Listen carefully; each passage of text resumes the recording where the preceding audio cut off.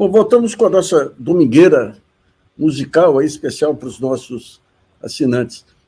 Há um tempinho atrás aí, eu fui convidado pelo Fernando Faro, o grande Fernando Faro, para gravar um daqueles programas dele na TV Cultura. Eu precisava de uma cantora e a Roberta Valente, que é a nossa olheira principal aí, falou, olha, tem uma grande jovem cantora surgindo aí, e era a Verônica Ferriani. E ela me passou o nome, convidei a Verônica, e comecei a acompanhar a carreira da Verônica desde então. Ela foi uma vez no Boldrin cantar uma música, uma marchinha da Pinga, e foi muito graciosa, muito graciosa. E tinha uma mãe coruja aí que mandava e-mails, fazia a divulgação dela.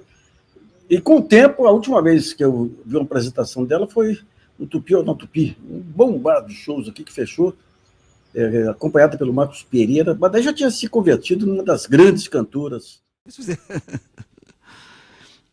Então, eu fui torci durante um certo tempo, mas a imagem de 58, a imagem de Didi, me acompanhou a vida inteira. Né? Didi foi... Eu considero que aquele momento em que no jogo da Suécia, que ele pega a bola no fundo da rede, o Brasil perdendo de 1-0. A maldição do Maracanã, todo mundo achando que ia repetir. Ele pega a bola e vai andando em direção ao meio do campo. Para mim, aquilo lá foi o parto do Brasil moderno.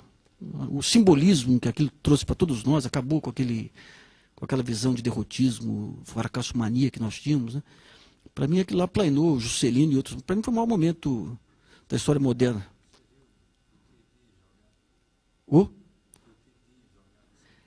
Eu vi. A gente, em 62, principalmente, eles foram lá de novo.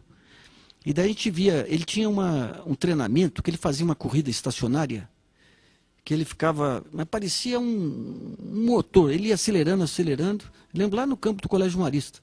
E os alunos todos olhando lá, mas babando, né? Ele era o Pelé não tinha, em 62 o Pelé já era o Pelé, né? Mas em 58 o Didi era o ídolo absoluto, né? Para onde ele ia todo mundo atrás lá para ver o Didi.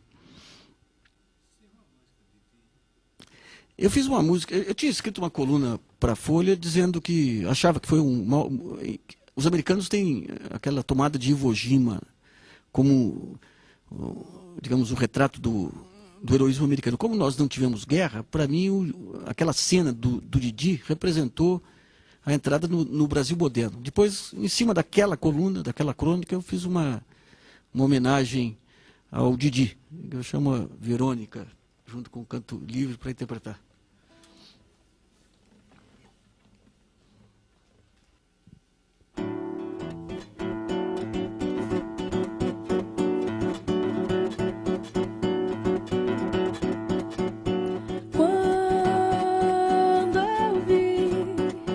Suécia saindo na frente, escurecendo o sol da manhã.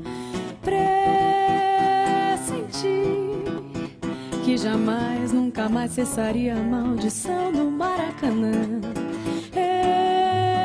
Eu, guri, tremeu o país como que atacado por febre e malsã. Didi espantou o receio que sempre matou a nação campeã, quando pegou a bola no braço e partiu, caminhando como quem carrega um fuzil. As derrotas, temores, o medo de ser campeão foram expulsos da área e da cara da nova nação. Nesse dia a bola rolou como nunca se viu, e ali começava de fato a nascer o Brasil. Quando eu vi a Suécia saindo na frente, escurecendo o sol da manhã, pressenti que jamais, nunca mais cessaria a maldição no Maracanã.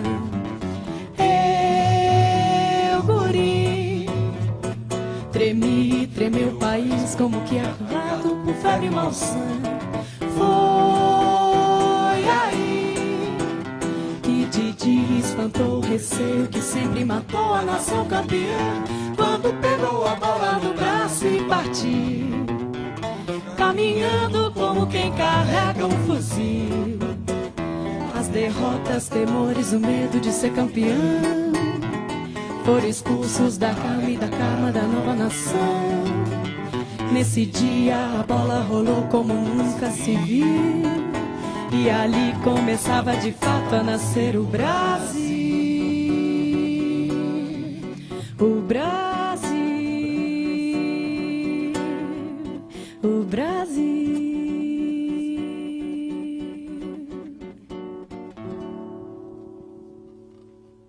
Verônica, muito obrigado por ter aceitado o nosso convite. Eu agradeço.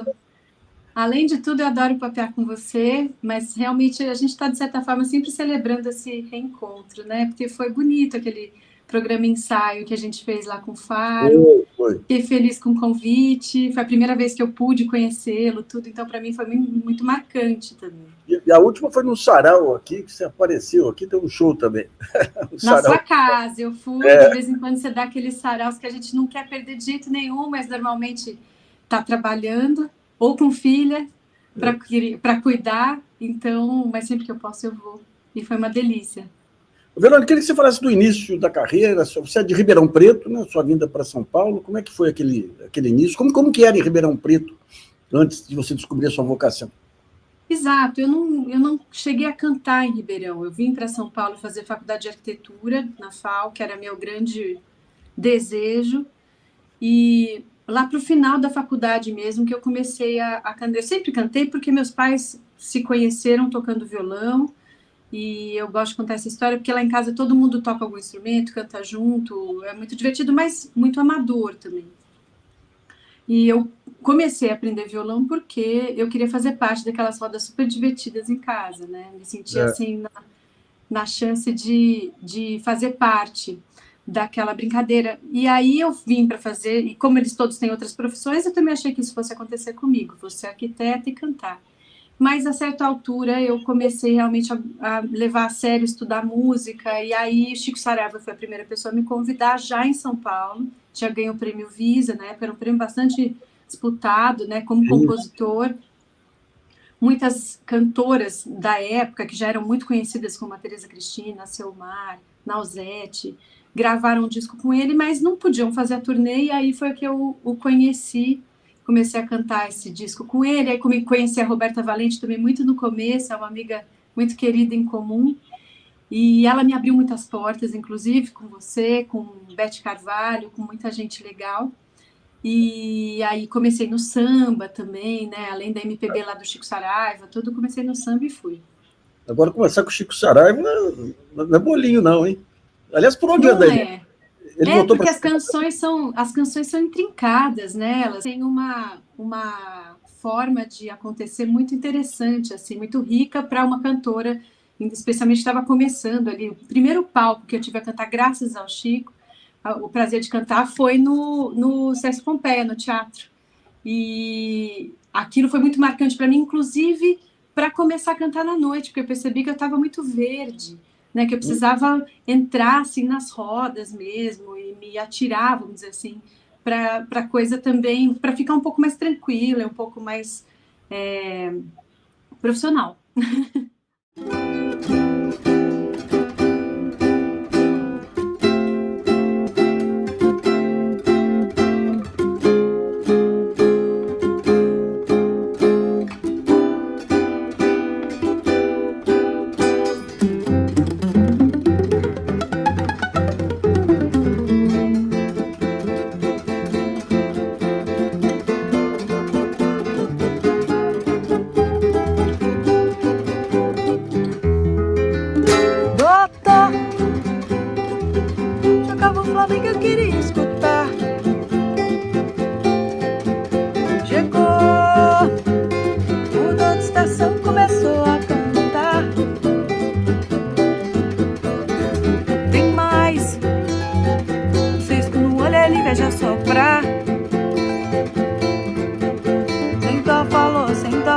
Falou que por ela eu podia cegar.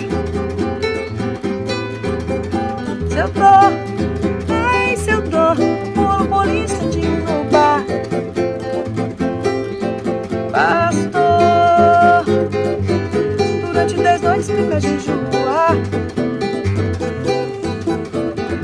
Levou as minhas cuecas pro Jureza. Jureza, cuô, cuô. Meu café na calça pra me segurar. Se eu tô devendo dinheiro e venho me cobrar. Ai, doutor, doutor, ai. A peste abre a porta e dá pra sentar.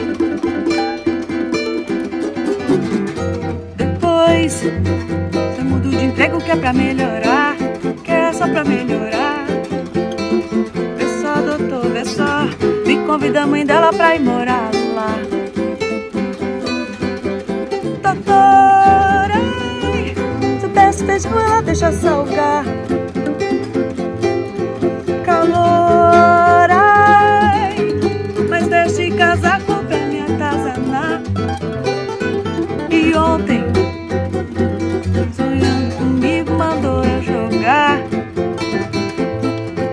Foi no burro, foi, me deu na cabeça sem ter me humilhar. Eu quero me separar, doutor.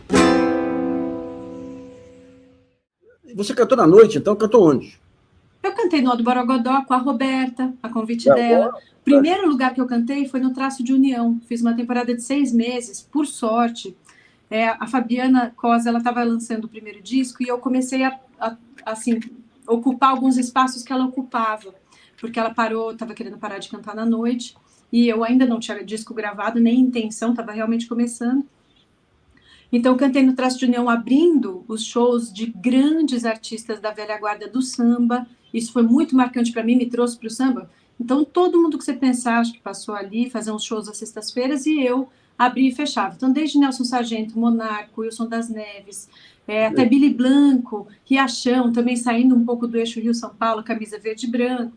E eu abria esses shows e fechava. Então, aprendi muito do samba, que depois eu passei a cantar também ali ao vivo, vendo os compositores, né?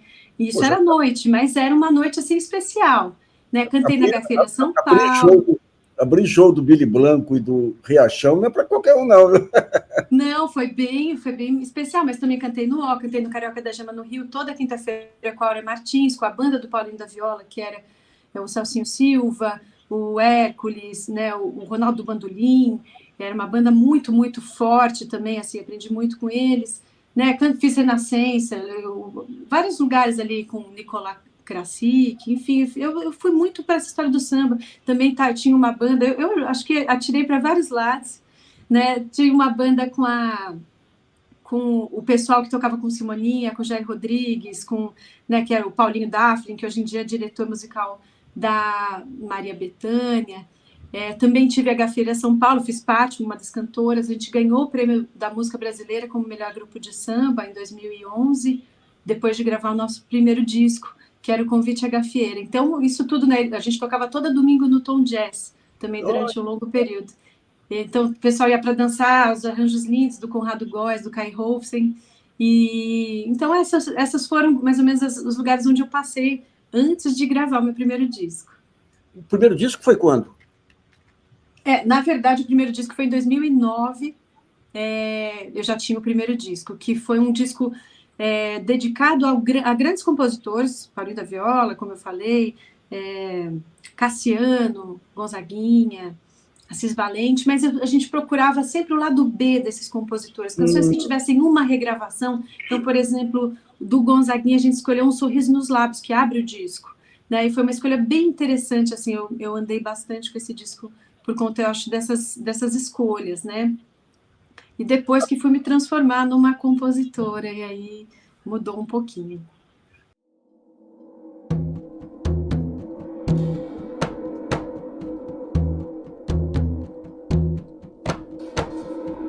Vidro moído ou areia no café da manhã e um sorriso nos lábios. Ensopadinho de pedra no almoço e jantar e um sorriso nos lábios. O sangue, o roubo, a morte, um negro em cada jornal e um sorriso nos lábios. 95 sorrisos suando na condução sol e um sorriso nos lábios, mas sonha que passa ou toma cachaça. Aguenta firme, irmão, na oração. Deus tudo vê e Deus dará. Ou então acha graça, é tão pouca desgraça. Mas no fim do mês lembra de pagar a prestação desse sorriso nos lábios. Desse sorriso nos lábios. Pois desse sorriso nos lábios. o jogo, a negaloteca, a fome e o futebol, e um sorriso nos lábios. A taça, a vida, a dureza, viva a beleza do sol, e um sorriso nos lábios. Os olhos fundos sem sono, os corpos como lençol, e um sorriso nos lábios. O cerco, a vida, o circo, o silêncio, o medo anormal, e um sorriso nos lábios. Mas sonha que passa ou toma cachaça. Aguenta firme, irmão, na oração. Deus tudo vê e Deus dará. Ou então acha graça, é tão pouca desgraça. Mas no fim do mês lembra de pagar a prestação desse sorriso nos lábios. Desse sorriso nos lábios. Pois Desse sorriso nos lábios. pois o Rio de Janeiro continua lindo. Põe um sorriso nos lábios. São Paulo a São Paulo continua indo. Põe um sorriso nos lábios. Sorria, sorria. Põe um sorriso nos lábios.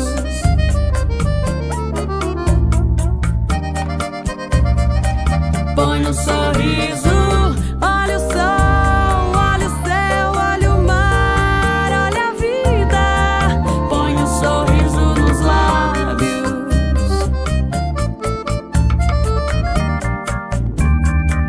Põe um sorriso nos lábios. Sorria, sorria. Põe um sorriso nos lábios.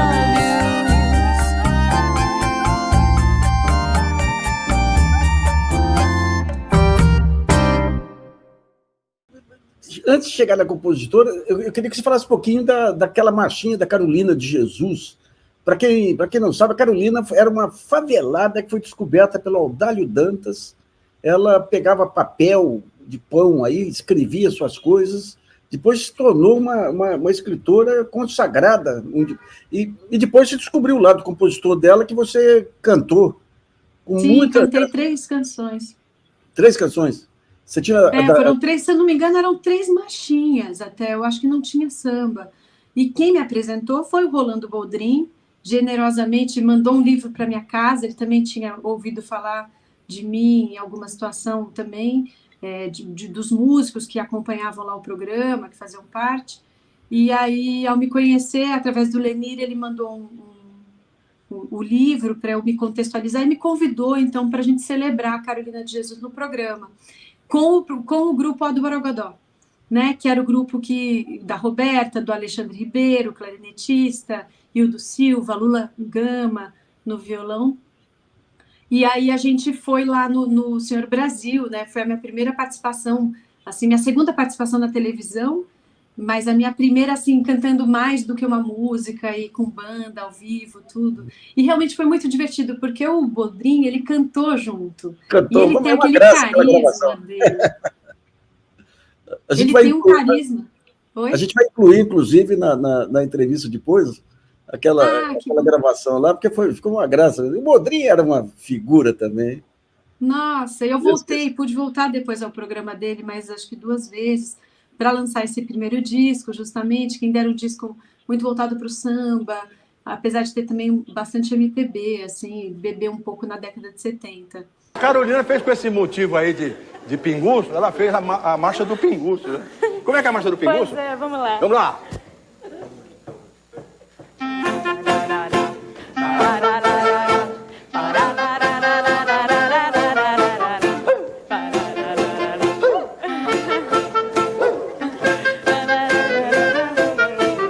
Seu José bebe pinga até ficar com ciúmes. Seu José bebe pinga até ficar com ciúmes.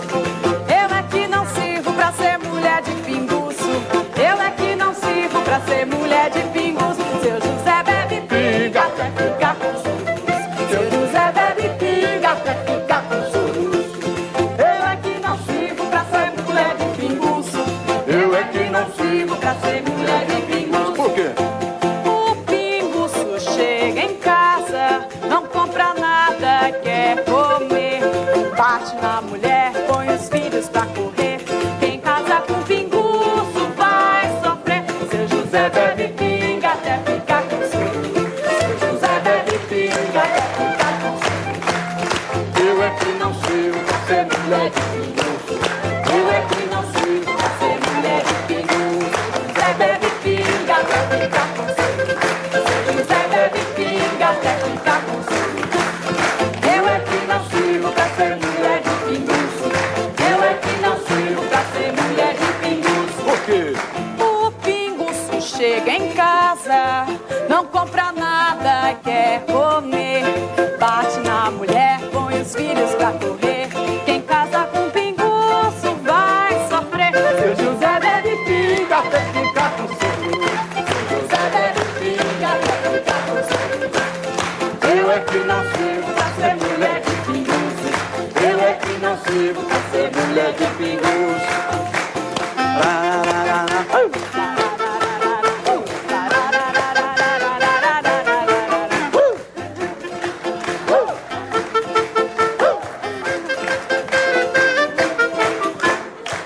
Pinguço!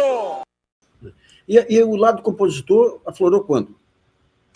Em 2012 para 13, eu comecei a procurar canções que falassem como mulher, né? Que falassem no lírico assim, de questões femininas e tal. E eu não encontrava muitas assim inéditas, né? Até claro que tinha, mas as cantoras que também eram compositoras, elas gravavam o que elas compunham. E aí eu me aventurei mesmo, assim, eu senti essa necessidade de contar também um pouco das minhas próprias histórias para construir um disco que chama Porque a Boca Fala Aquilo do que o Coração Tá Cheio, um nome bem simbólico, né, desse momento de olhar também para as coisas que estavam querendo sair. E aí esse disco, assim, para minha alegria e sorte, eu gravei com a produção do Gustavo Ruiz e do Marcelo Cabral, que era um parceiro antigo, eu queria fazer muito tempo já juntar os dois, e esse disco rodou bastante, a gente ganhou alguns editais e também lançou ele em várias cidades, em 13 países. Foi uma época também que existia um programa do governo muito interessante chamado Novas Vozes do Brasil.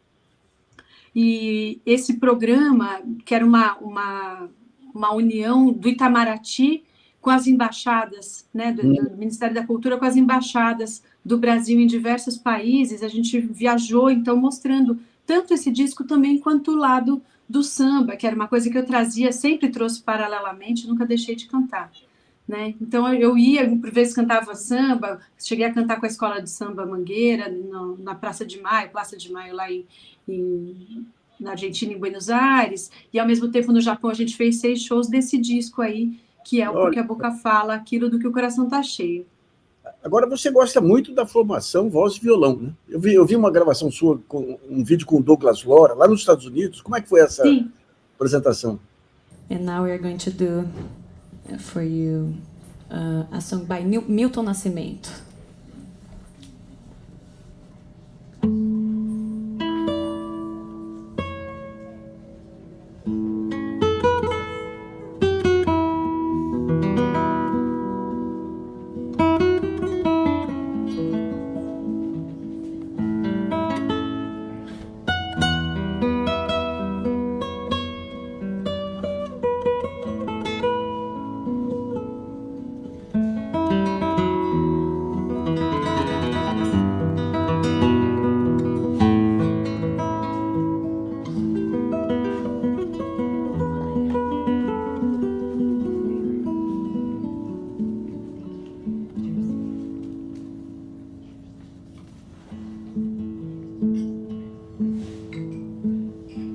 Trabalhando sal, é amor, é suor que me sai.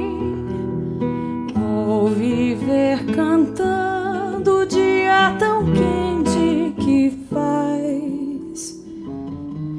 Vou me ver criança buscando conchinhas no mar. Trabalho o dia inteiro pra vida de gente levar.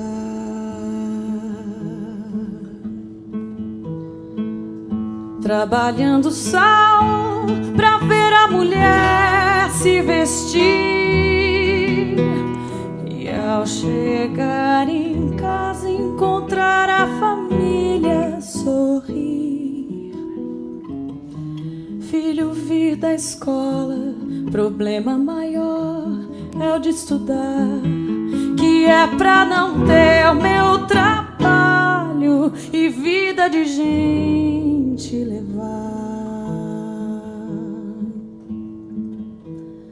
Água vira sal na salina, quem diminuiu a água do mar.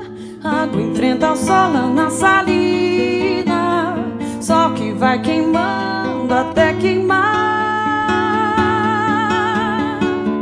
Trabalhando sal pra ver a mulher se vestir, e ao chegar em casa encontrar a família sorrir. Filho vir da escola, problema maior é o de estudar, que é pra não ter o meu trabalho e vida de gente levar.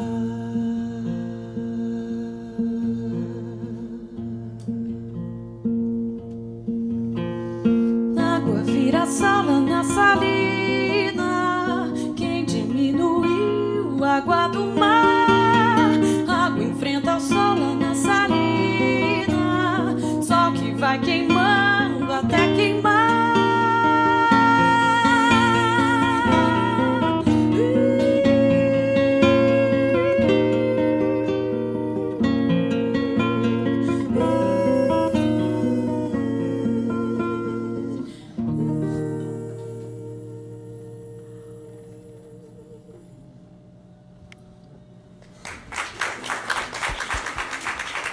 Thank you.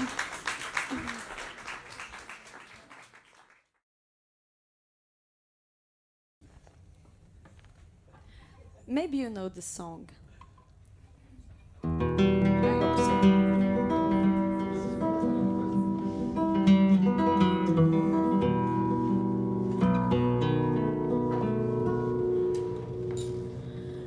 Manhã tão bonita,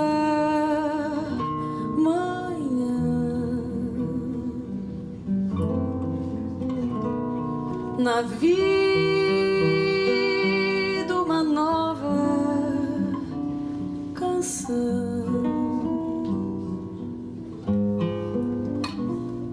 cantando só teus olhos, teu brilho, tuas mãos, pois há de haver um dia em que virás nas cordas do meu violão,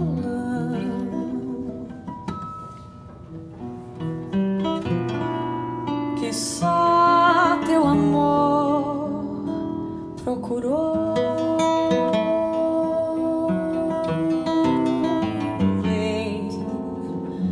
Uma voz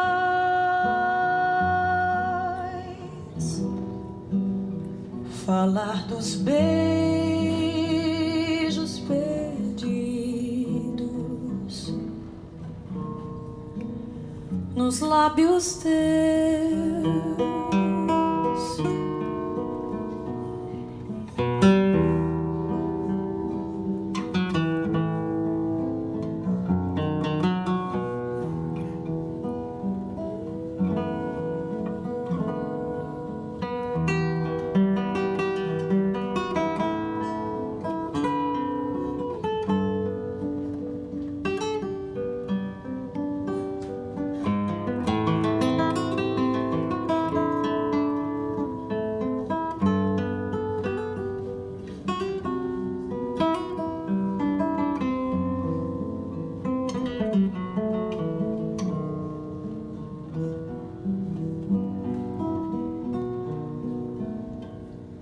nas cordas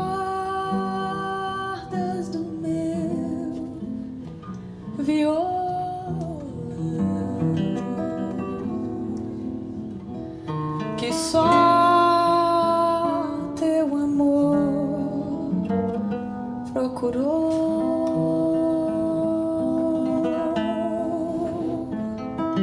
Vem uma voz falar dos beijos perdidos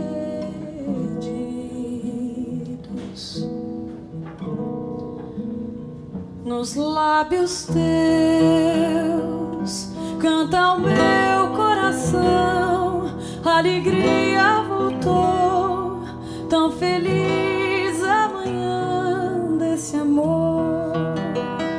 Canta o meu coração, a alegria voltou, tão feliz amanhã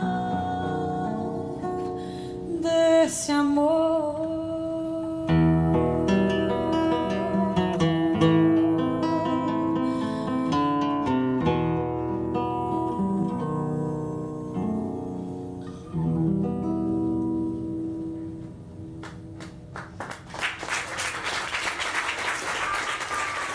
Thank you.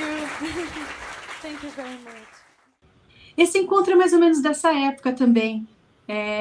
2013, 2014, a gente se conheceu em Caraíva, num período que eu estava justamente começando a compor, mas trazia aquela bagagem de cancioneiro brasileiro toda, querendo sair, querendo interpretar, e o Douglas é um grande violonista, né?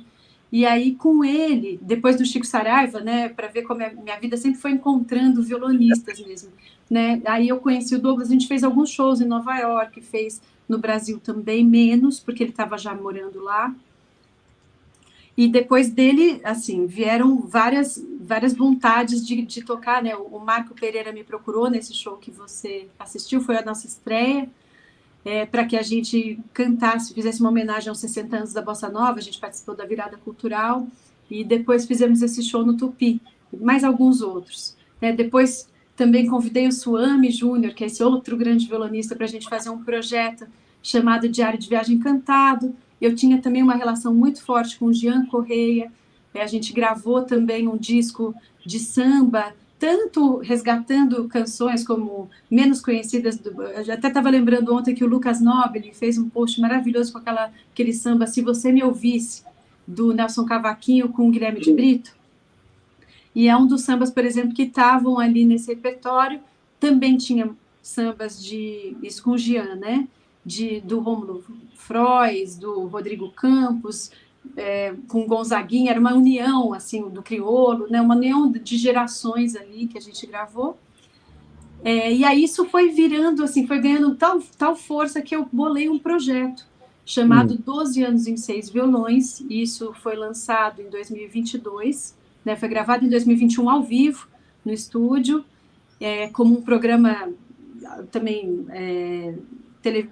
ali para o YouTube, né? E acabou virando uma série de 6 discos com violonistas, esses daí, mais o Kainan Cavalcante, Marcelo Cabral e Manuel Cordeiro. Cada disco com um desses violonistas imensos da nossa música brasileira. O violão tem essa maravilha, né, de poder de representar muito a música brasileira. Tem vários tipos de violão ali, acho que cada um chegou trazendo uma linguagem, e também de ser sempre esse instrumento mais popular, mais da roda, da brincadeira. Brasileiro por excelência. Eu toco meu bandolim, mas é o violão que chama no coração. O violão você resolve, vamos dizer, tudo, né? Fácil mudar de tom, é um instrumento democrático, eu acho, assim, fácil de depois, a partir do momento que você sabe um pouco o instrumento, você aprende, você muda de tom, faz o que precisar. Eu também, hoje em dia, também toco bastante. Eu falava na adolescência que o melhor amigo do adolescente é o violão, aquele adolescente que está brigado em casa, vai lá para o quarto, lá tem um violão. Você, como é que começou a sua relação com o violão? Muito pequena, eu ganhei um violão de Natal, aos 8 anos, 7 para 8, para começar a fazer aula, porque eu tinha pedido para os meus pais que eu queria fazer parte ali da brincadeira, entendeu? Da família. Eles me deram um violão pequenininho e eu comecei a fazer aula. Eu fiz violão dos 8 aos 10, por aí, 11 até. E a minha mãe tinha uma coisa também, assim, que ela era muito... Ela não queria que a gente fizesse as coisas por fazer. Então, tem dois hábitos que ela me ensinou de pequena, que são muito importantes para a disciplina e também para a gente levar a sério as coisas onde a gente se coloca, né? Que a gente tinha que tocar meia hora de violão e ler meia hora por dia. Isso era uma regra da casa para os filhos, assim. Né? Através da música, da leitura, a gente foi se formando mesmo. Então, o violão é estrutural para mim. Deixa eu matar uma curiosidade. Eu frequentei Ribeirão, minha esposa era de Ribeirão lá, e quando eu ia lá, eu tocava com um sujeito fantástico, que era o Zé da Conceição, um violonista. Você chegou a pegar o Zé da Conceição?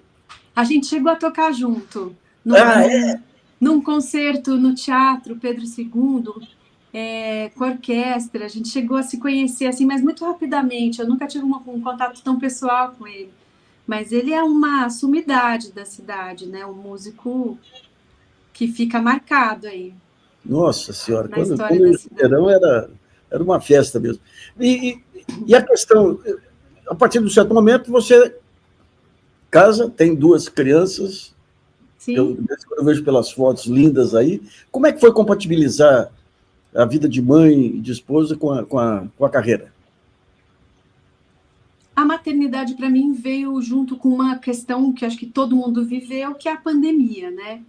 Então, o impacto é difícil separar até uma coisa da outra, porque a minha filha tinha 6 meses, eu estava voltando a ter uma agenda quando teve o lockdown.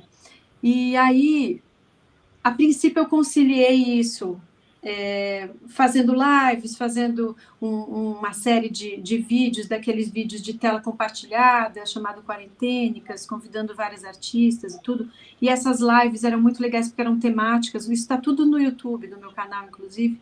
Então, eu inventava um tema. Hoje eu vou cantar, semana que vem eu vou cantar música sobre pássaros, que citam pássaros, que falam da casa, a casa de um jeito simbólico, a casa de um jeito objetivo. E fui construindo isso muito também junto com o público, assim, então foi muito legal. Agora, o impacto da maternidade para uma cantora e da pandemia, eu acho que é enorme, né? Assim, eu não sei exatamente diferenciar, entender como seria se a pandemia não tivesse acontecido, mas foi tão grande que virou um disco, que é o meu disco mais recente, que foi lançado esse ano. Ah, qual é o nome do disco? Cochicho no silêncio vira barulho, irmã. Olha só. Bom, está nas plataformas aí, né? Tá nas plataformas, foi lançado no finalzinho de março, e é um disco que foi gravado com 32 musicistas, mulheres, toda a equipe feminina, porque existia uma temática, um recorte temático mesmo, muito ligado a temas femininos, ao gênero feminino, às construções sociais, a toda a cultura, né, que determina papéis através dos gêneros, né, determina... E aí é um pouco essa discussão ali, esse disco, esse desejo de dar voz, de somar outras vozes femininas. Eu achei que seria muito coerente trazer essas artistas, né, para a gente falar desses temas. E são composições suas? Sim, 17 das 20... É um disco duplo, e 17 das composições são minhas. Tem uma composição, uma música de domínio público, que é o Acorde da Mamãe, tem uma música da Naysila, que eu gosto muito, que também é um trecho, e tem uma fala da Flaira Ferro. Agora, é um disco que teve participação da Áurea Martins, que eu queria muito marcar esse encontro com ela em disco, a Mônica Salmazo.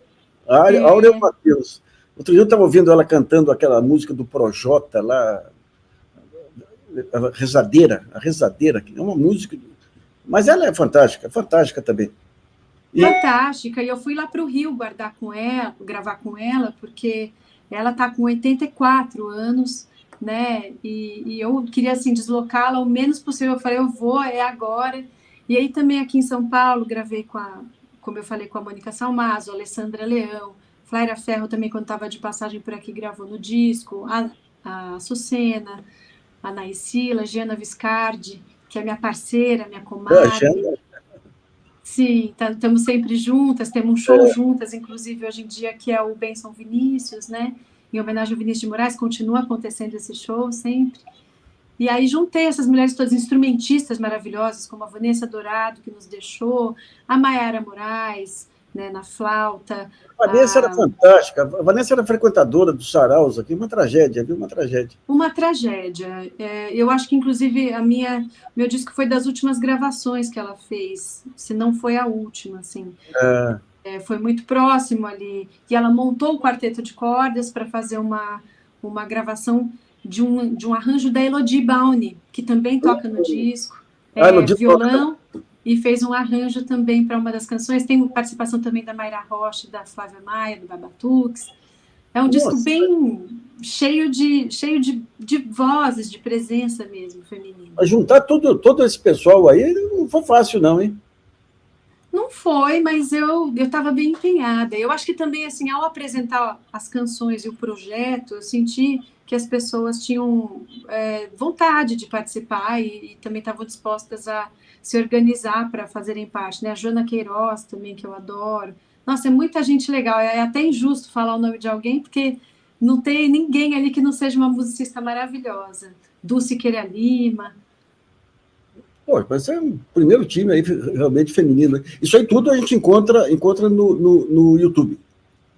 Tá no YouTube, tá em todas as plataformas digitais. Estou me lembrando agora também da Nilce Carvalho, da Lívia Matos.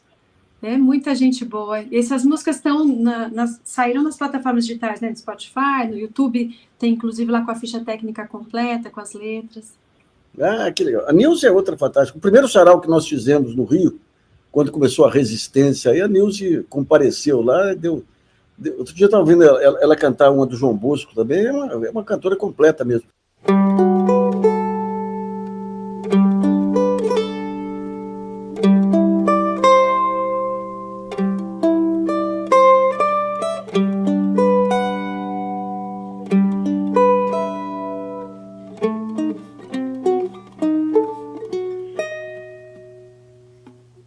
Num dia como hoje, ouça alguém que mergulha no sentido secreto das coisas. Ouça quem te faz bem. Num dia como hoje, veja como pelas rachaduras é que entra a luz, crescem filhos e plantas. Mais um lamento, mais alguém de joelhos por algo que você não agradeceu, emudeceu, tempo voou e um dia chega pra dizer: mergulhos profundos em pessoas rasas já não tem mais razão de ser. Corre na veia a seiva vital, cola na pele um abraço total, girando o ciclo da vida real, tecendo um fio de amor afinal. Vem.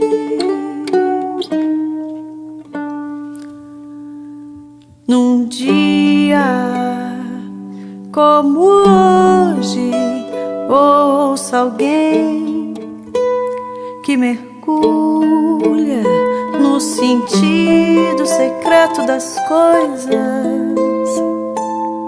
Ouça quem vai além.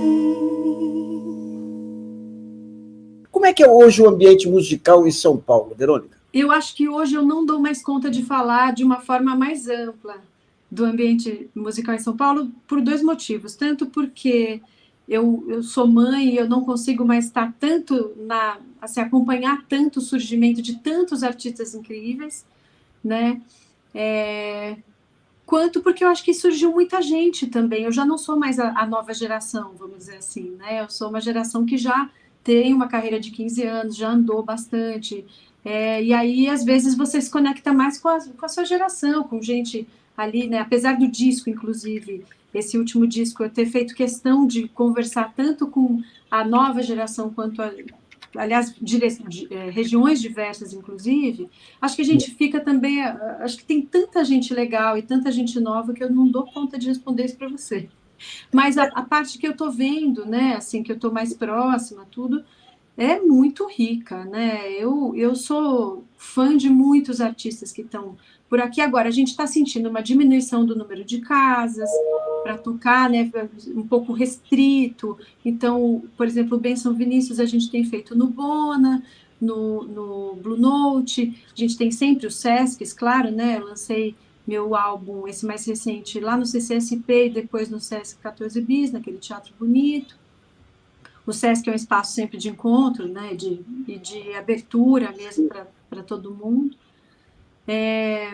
Tem centros culturais, enfim, tem muitas organizações também, eu acho, acontecendo assim um pouco menos ortodoxas, né? Outro dia eu fui na casa da banda do Marco Pereira, do Marco Barreto, e muito interessante, fui assistir a Elodie lá com a Yara, né, que elas lançaram um disco bonito, e eu achei super interessante a iniciativa, assim, uma casa do Nabil Bonduque, que está recebendo todo mês, agora na campanha não pode, mas até o último show foi da Elodie no mês passado.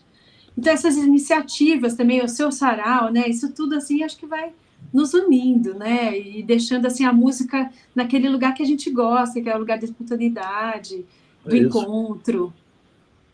E o próximo projeto?